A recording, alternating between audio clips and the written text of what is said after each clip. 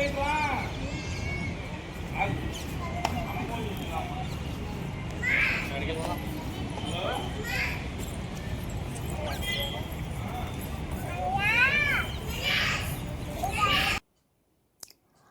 Everyone, this is బారుష్ journey. అందరూ ఎలా ఉన్నారండి?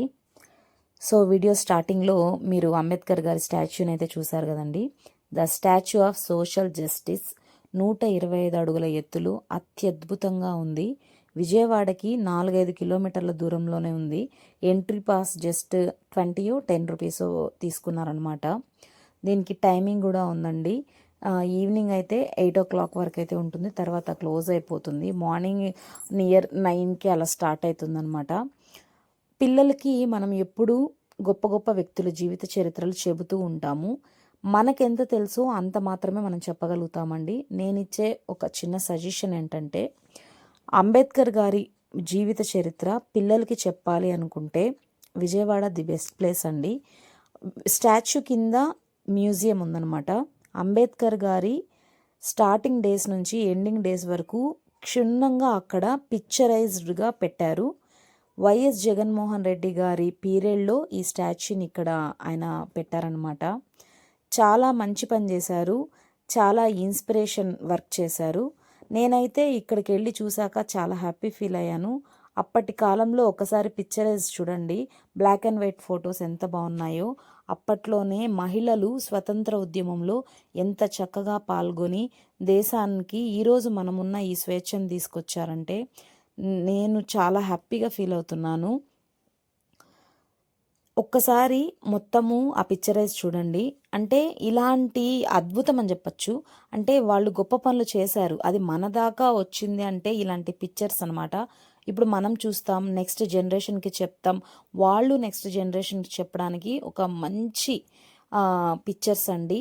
చూసారా ఎంత రియల్గా ఒక వ్యక్తి అక్కడ కూర్చున్నట్టుగానే క్రియేట్ చేశారు.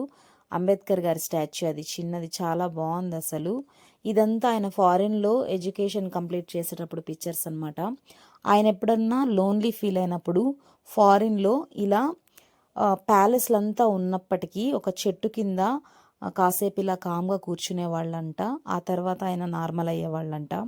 జీవితంలో అన్నీ కోల్పోయాం, ఇంకేం మిగల్లేదు అని బాగా డిప్రెషన్లోకి వెళ్ళే వాళ్ళకి ఈయన చెప్పే కొటేషన్స్ ఎంత మోటివేషన్గా ఉంటాయంటే అది ఎక్స్పీరియన్స్ చేస్తే కానీ తెలియదండి. నేను ఎన్నో లో ఫేసెస్ని నేను ఫేస్ చేశాను. అలాంటప్పుడు నేను ఒక్కటే చేస్తాను, మోటివేషన్స్ వీడియోస్ వింటూ ఉంటాను.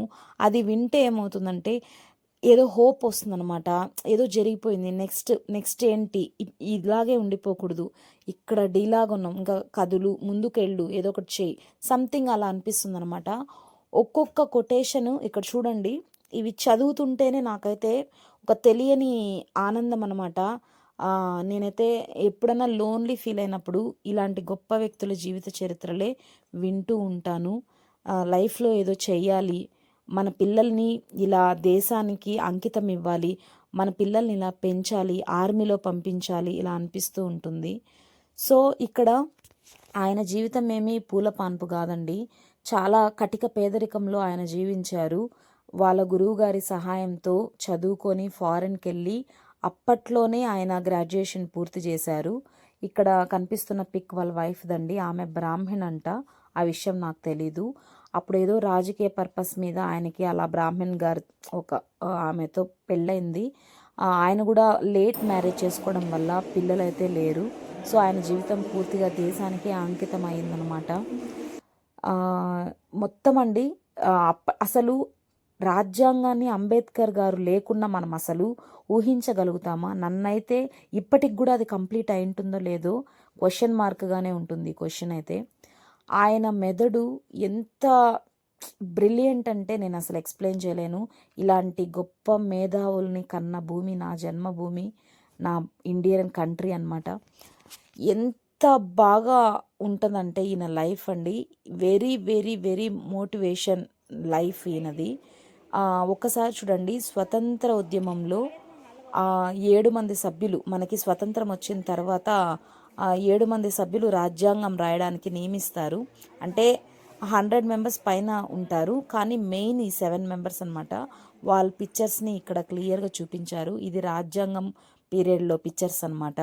ఒకసారి చూడండి ఇండియా కంట్రీలో మన గొప్ప మేధావుల్ని ఎలా చిత్రీకరించారు.